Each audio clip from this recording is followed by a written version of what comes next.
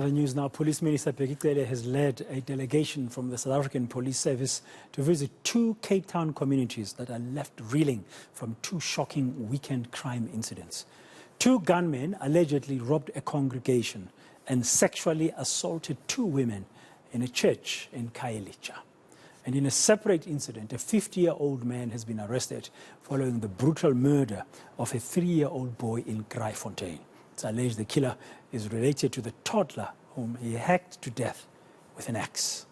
Now, senior reporter Ayesha Ismail has been tracking this visit by Cele to Cape Town today and is going to tell us exactly what the minister had to say and who he met. Ayesha, good afternoon. Welcome to today. Thanks very much for your time. So, what did the minister do?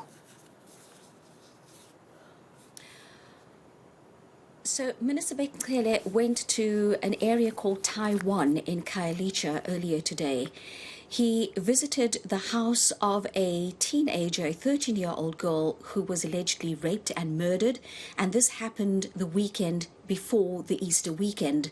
She went to have a sleepover at a friend's place, and at this particular house, the two of her other friends were also raped, allegedly, and as I said, she was allegedly raped and she was murdered, and she was then buried on the Easter weekend in the Eastern Cape, and he went and visited her house this morning. At the same time, he also went to a church in Taiwan, in Khayelitsha. It's the Christian Zion Church. And quite a disturbing situation unfolded, and initially we were told that two women were sexually assaulted.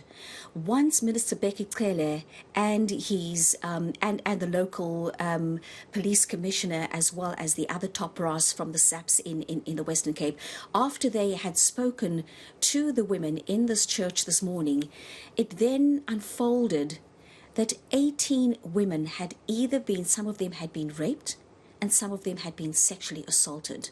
They were also robbed of their belongings. This is what Minister Bheki Cele had to say after he had spoken to the women. We started where the young 13-year-old was killed, and you feel the pain.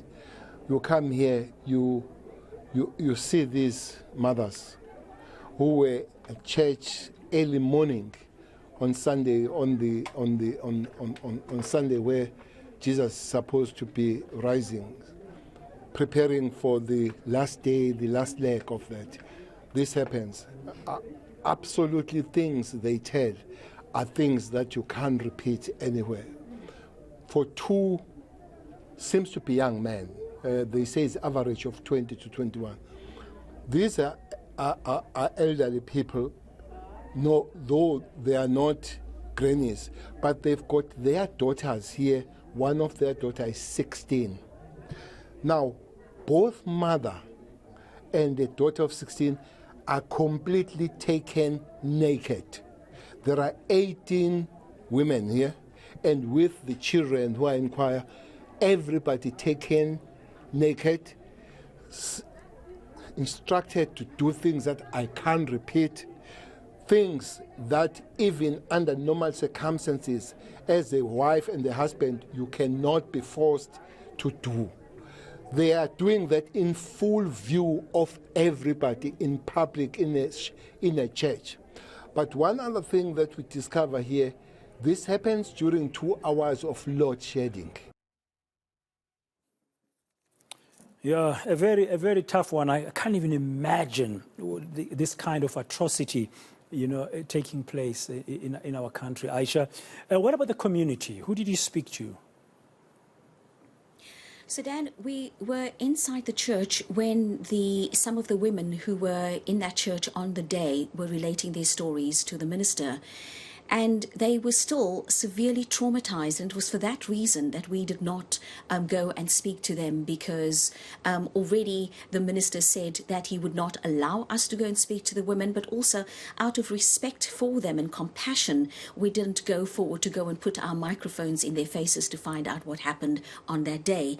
And we then spoke to a community, well, he's a community leader as well as the chairperson of the Khayelitsha Development Forum, forum, and he spoke to us after the minister had left the church. What we do know is that the two perpetrators had been arrested and they appeared in court today. This is what the chairperson of the Khayelitsha Development Forum had to say.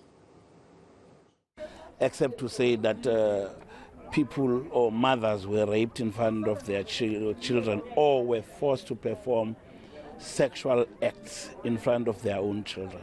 It's very terrible indeed. It goes beyond those things that you want to bicker around.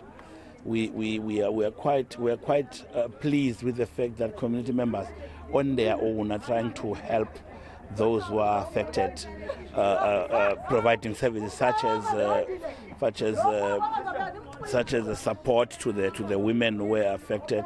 The other terrible thing, though, is to find out that the assailants are people younger than or the same ages of the ladies that were being violated. It's a very terrible story indeed. Ayesha, as we conclude, did you get any idea from the local police authorities about the investigation into these crimes?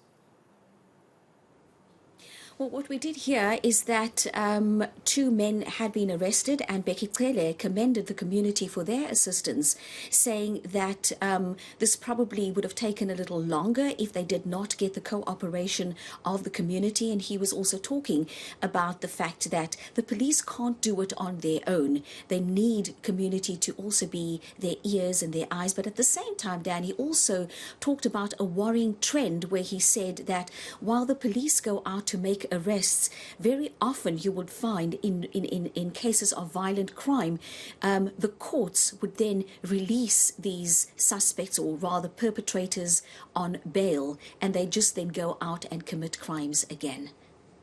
There needs to be more coordination in the justice system. Thank you very much for your time, Ayesha Ismail, just telling us about the visit today to Cape Town of the Minister of Police, Bheki Cele, following horrendous crimes committed in two parts of Cape Town this weekend.